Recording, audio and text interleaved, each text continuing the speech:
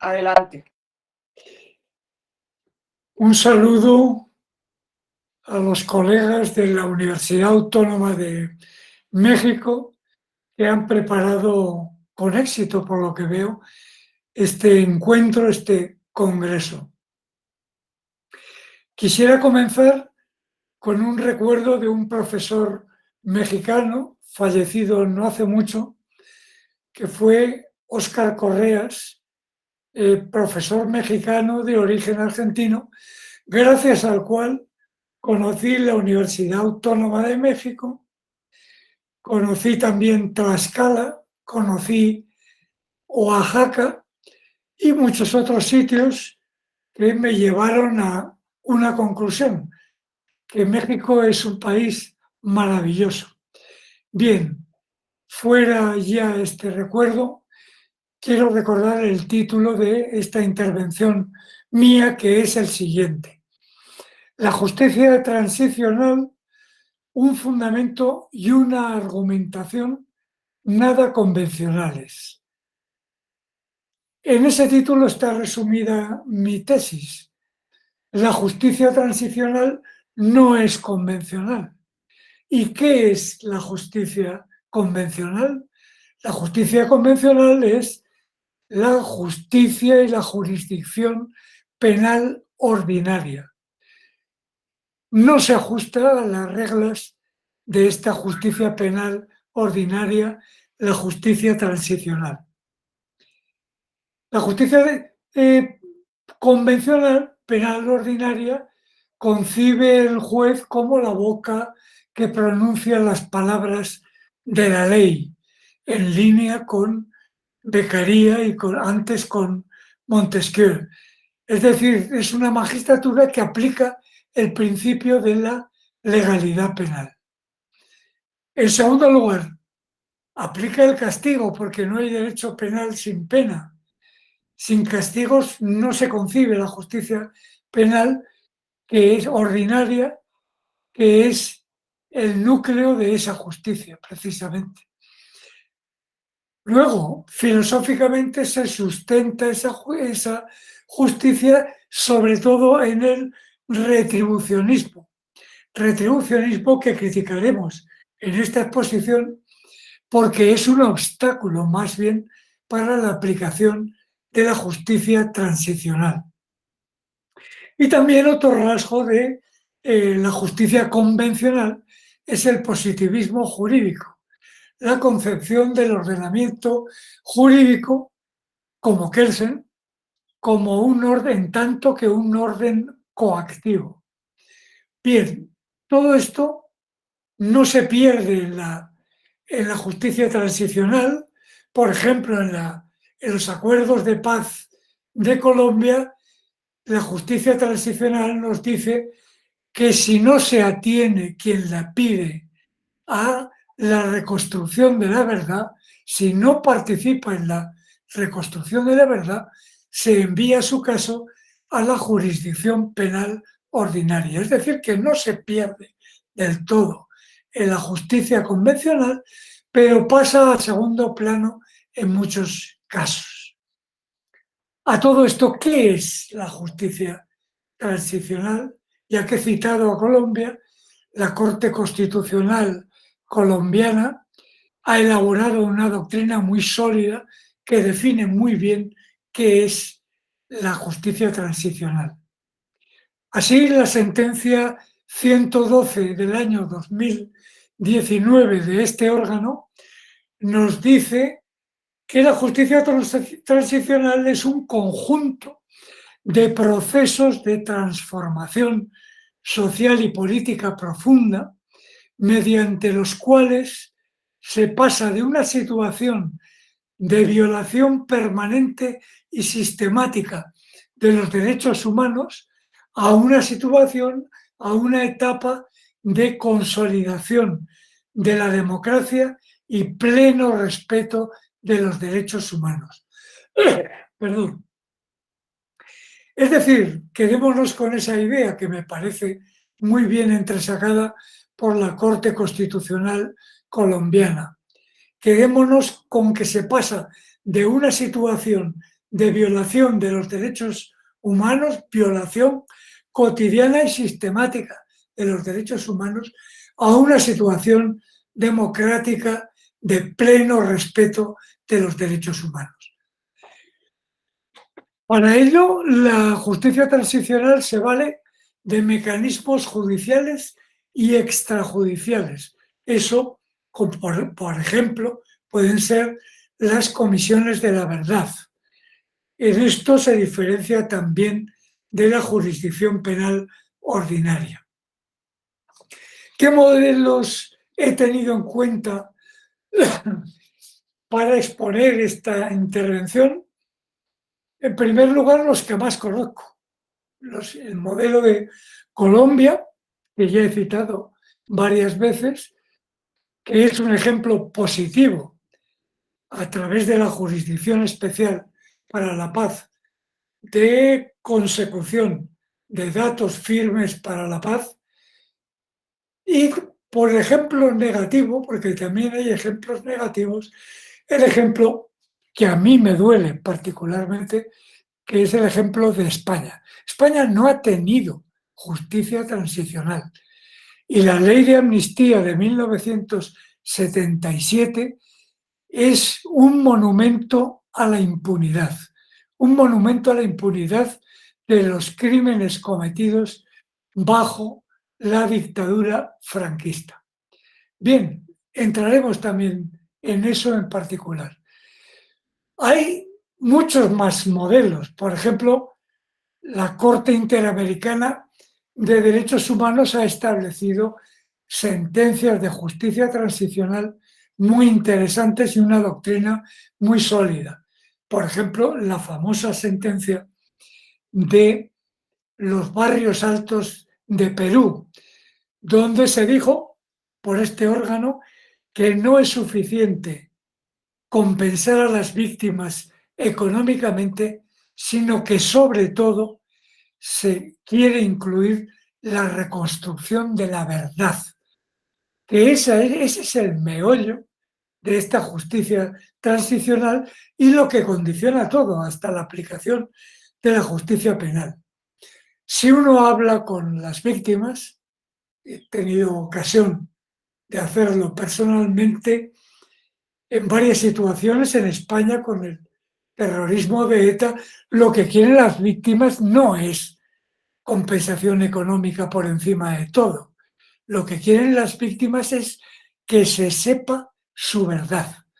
Y eso es el núcleo fundamental de la justicia transicional. La reconstrucción de la verdad y los derechos de las víctimas tan unidos a esa reconstrucción de la verdad. Esa es la perspectiva de las víctimas y lo que define a la justicia transicional. Hay muchos más modelos de justicia transicional. Por ejemplo, un modelo extremo es el que se realizó en Sudáfrica, y yo he seguido aquí el trabajo de la profesora Emilia Bea sobre el proceso sudafricano 25 años después. Allí, por iniciativa de dos líderes descomunales, por cierto, que fueron Desmond Tutu, hace poco fallecido, y Nelson Mandela, se llegó al siguiente acuerdo: no habrá castigo si se reconstruye la verdad. Es decir, se intercambió la verdad por los castigos. Eso ya digo que es un fenómeno, una situación extrema que solo ha sucedido, según tengo noticia, en Sudáfrica y que no ha resuelto los problemas de fondo. Resolvió un gran problema: cómo se entraba en esa transición. Eso lo resolvió, pero no ha resuelto la inequidad y la violencia que dominan esa sociedad. Bueno, hay muchos modelos, pero aquí sobre todo me voy a referir al colombiano y al español. No es verdad, por ejemplo, no es verdad con respecto al colombiano que desaparezca el castigo. En el referéndum que se celebró el 2 de diciembre del año 2016, en el que, por cierto, ganó el no a los acuerdos de paz, cosa incomprensible, pero fue así, ganó el no por muy poco. 6.431.000 votos frente a 6.377.000 votos y con una abstención del 62,57%.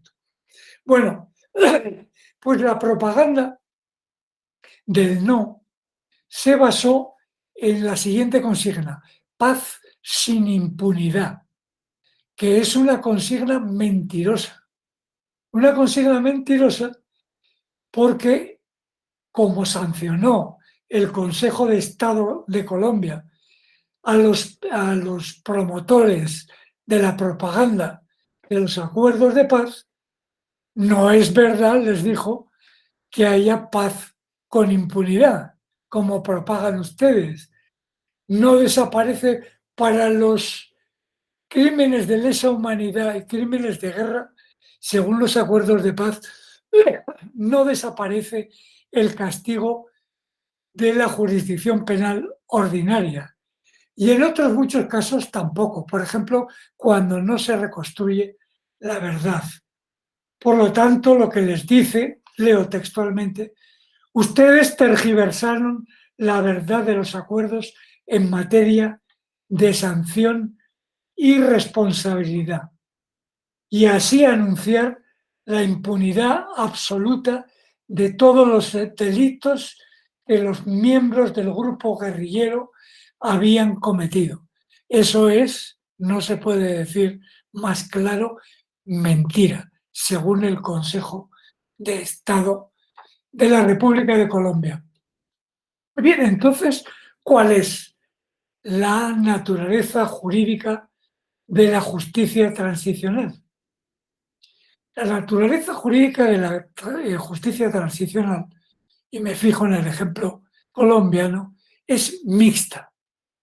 Hay una parte coactiva, sancionadora, que, como dijo el Consejo de Estado, no se pierde. Hay otra parte premial.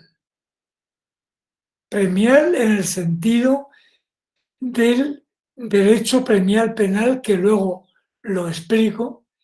Y hay otra parte también que tiene las formas del derecho regulativo, el derecho que regula las normas del Estado social, las de promover, fomentar, etc. Vemos en detalle este asunto.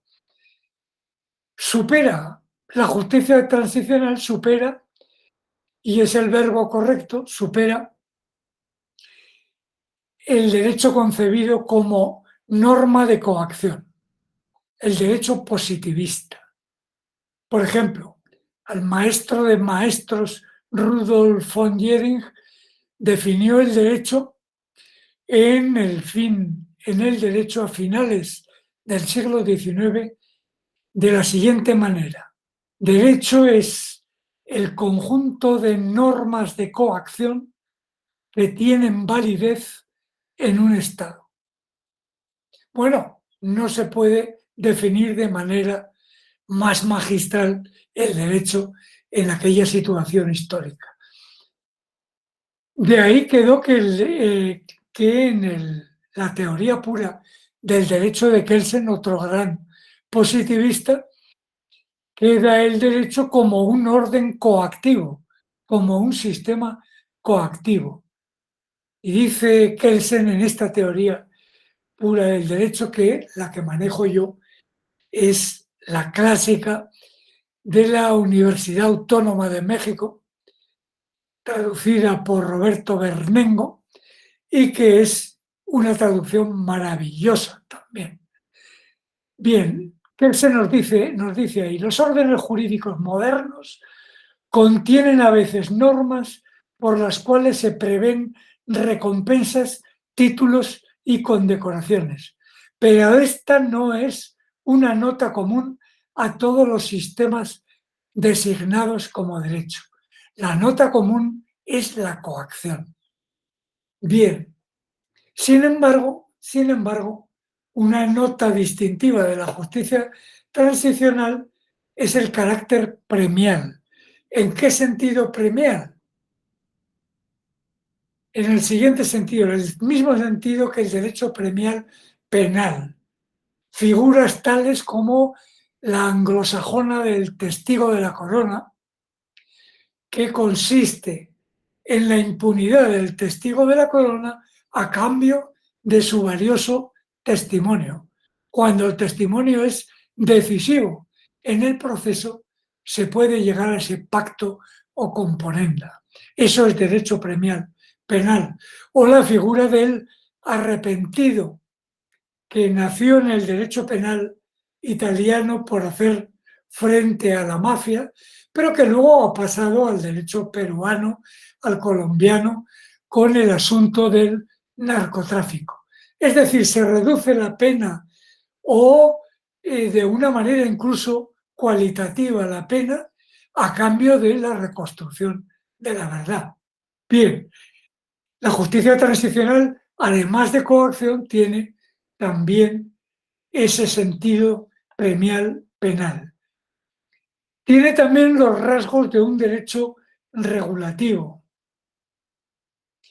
porque, por ejemplo, el acuerdo de paz del Estado colombiano con las Fuerzas Armadas Revolucionarias de Colombia, el Estado colombiano se compromete a garantizar el diálogo deliberante y público y a garantizar el reconocimiento, fortalecimiento y empoderamiento de todos los movimientos y organizaciones sociales.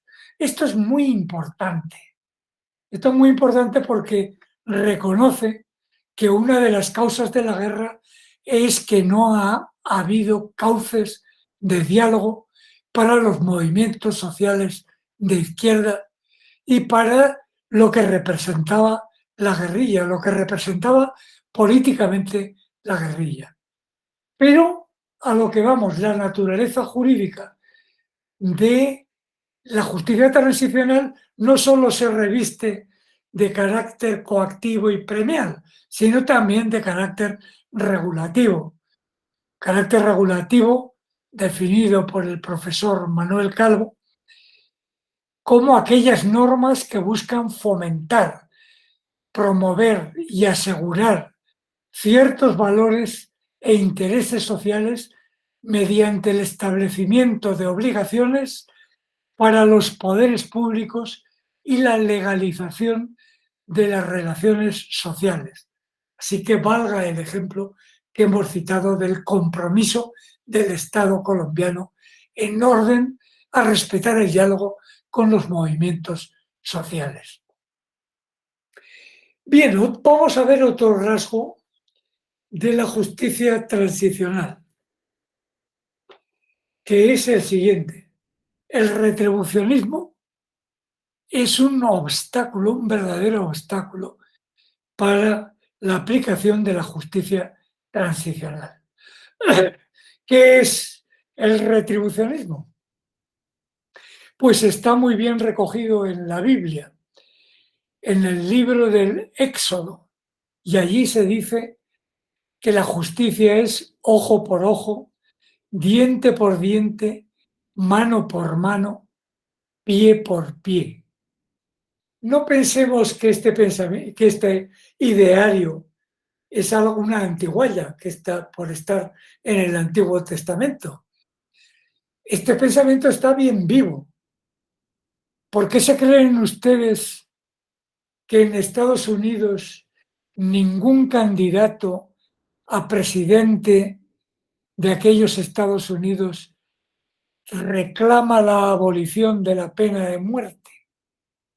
Porque están imbuidos de ese pensamiento bíblico, retribucionista. Como también lo estaban autores tan importantes como Kant y como Hegel, los dos defensores de la pena de muerte y de su ejecución, en particular Kant, y de su ejecución por influencia luterana, porque los dos eran luteranos y tenían muy presente el Antiguo Testamento. ¿Qué es el retribucionismo? Ernest Bloch, un autor del que soy devoto, en su Derecho Natural y Dignidad Humana, dice: retribucionismo es aquella doctrina que concibe la pena como el precio justo que se paga por un delito. Quedémonos con lo del precio justo porque es así. No es una casualidad, dice Ernest Bloch, que las dictaduras nazis y fascistas, entre las que incluyo a la dictadura del general Franco, se inclinasen por la filosofía y el uso de la pena retributiva, porque es la que mejor reproduce la intimidación y el aniquilamiento de las personas, dice Ernest Bloch. Por lo tanto, esa perspectiva de intimidación y aniquilamiento para realizar una justicia transicional, pues es un obstáculo. Pensemos, llevándolo ad absurdum, pensemos en un guerrillero de las FARC, por ejemplo, que tiene que entregar su fusil AK-47, que es el más preciado. Yo vi filmado el acto de la entrega de las armas y no pocos lloraban, porque el fusil para un guerrillero no es solo el arma, es una prolongación de su ser. Eso es así. Bueno, pues supongamos, entregue usted el arma y con la cantidad de crímenes que ha cometido, algunos espantosos como los secuestros, le corresponde a usted la pena de cadena perpetua. Oiga, dirá el guerrillero, yo no quiero transición ni transacción. ¿Qué es eso de adjudicarme a cambio de que yo entregue el arma? A cambio de eso me dan ustedes el premio de la muerte civil, como se le llamaba en la legislación francesa. Bueno, pues eso demuestra que el retribucionismo es un obstáculo. Lo que hace falta es diálogo, negociación, transacción, contrato social y una filosofía en general garantista. Una filosofía garantista, ¿qué quiere decir una filosofía garantista?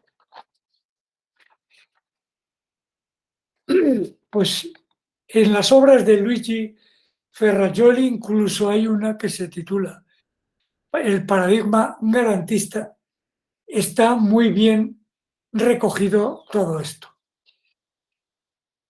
El fundador es Beccaria.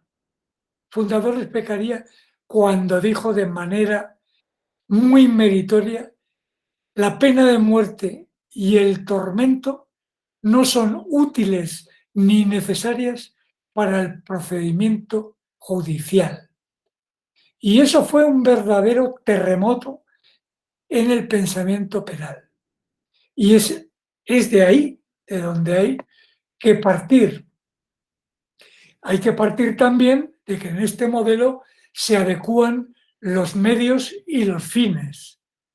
Son proporcionales, no se puede emplear cualquier medio en la justicia transicional. Por ejemplo, la Jurisdicción Especial para la Paz de Colombia tomó la decisión de lo que se llamó el caso Santrich, que fue negar la extradición a Estados Unidos a un guerrillero acusado de narcotráfico. Acusado de narcotráfico, y bueno, y todas las televisiones y todas las cadenas de radio y todos los medios de propaganda a favor de la extradición y en contra de la jurisdicción Especial para la Paz. Pues bien, la Jurisdicción Especial para la Paz denegó esa extradición porque la DEA norteamericana, la agencia norteamericana, en connivencia con el Ministerio Fiscal colombiano, habían realizado un entrampamiento del guerrillero. Entrampamiento, es decir, no se infiltró un agente para descubrir un delito, sino que el propio Ministerio Fiscal creó el delito y entregó unos cuantos kilos de cocaína. Entonces, dice la Jurisdicción Especial para la Paz, cosa que aplaudo, no se puede, según el artículo 29 de la Constitución colombiana, no se pueden admitir, son nulas de pleno derecho todas las pruebas logradas por medios y procedimientos ilegales. Esto era un procedimiento ilegal y por lo tanto anuló anuló la posibilidad de extradición de Santrich. Bueno, ahora tendrían que revisar los medios de comunicación, si tuvieran un poquito de sentido autocrítico, todo lo que dijeron de la Jurisdicción Especial para la Paz. Incluso hay un dibujante que se llama Osuna, de un medio muy conocido colombiano, que dibujó a los miembros de la Jurisdicción Especial para la Paz con la hoz y el martillo. Bueno, pues eso es una mentira y lo que hizo en realidad la Jurisdicción Especial para la Paz fue aplicar la justicia transicional, que no admite cualquier medio, sino medios adecuados a los fines. Bien, este modelo garantista también aboga por un derecho penal mínimo, es decir, la pena mínima posible según las condiciones dadas. Por lo tanto, es un obstáculo mayor el retribucionismo. Bueno, y ahora ya para terminar mi exposición, me dirijo a la situación de España. Situación de España que a mí me duele, como vasco y español que soy, me duele muchísimo, pero es así la cosa. ¿Qué pasa en España? En España ocurre que la ley de amnistía de 1977 amnistió crímenes de lesa humanidad y crímenes de guerra y equiparó el ejercicio. Esto me toca directamente, perdonen si me emociono un poco, porque yo formé parte, como es público y notorio y ha salido en los libros inclusive, yo formé parte de la organización de la resistencia antifranquista. Entonces, resulta que esta ley dice que cometimos delitos los antifranquistas, delitos de asociación, reunión, expresión, propaganda, huelga.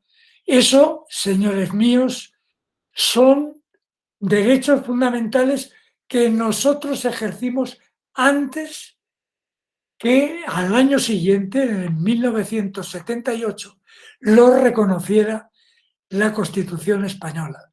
Porque hay españoles que se creen que hubiera habido derecho de huelga sin huelguistas previos. Pues no, señores, la historia nos dice que no. Bueno, pues eso para mí es la ley de amnistía del 77, donde voy a leer qué es lo que se amnistía. Se amnistían las torturas. Las torturas no eran excepción en el régimen de Franco, sino que eran regla. Quien iba a parar a las manos de la policía sabía lo que le esperaba. El artículo 2 de esta ley amnistía los delitos y faltas que pudieran haber cometido las autoridades, funcionarios y agentes de orden público con motivo u ocasión de los actos incluidos en esta ley. los delitos cometidos por los funcionarios y agentes de orden público contra el ejercicio de los derechos de las personas. ¿Qué dice la ley? Sabemos que había torturas, pero las amnistiamos. Aunque la tortura es un crimen imprescriptible, en España prescribe. ¿Qué razones utiliza el Tribunal Constitucional y otros tribunales para no admitir los derechos de las víctimas del franquismo?